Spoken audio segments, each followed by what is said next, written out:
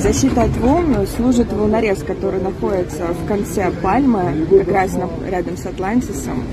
И, кстати, они обнаружили, что вода застаивается, и они там сделали такие как бы два разрыва, которые позволяют воде обновляться. Такая вот красота получилась.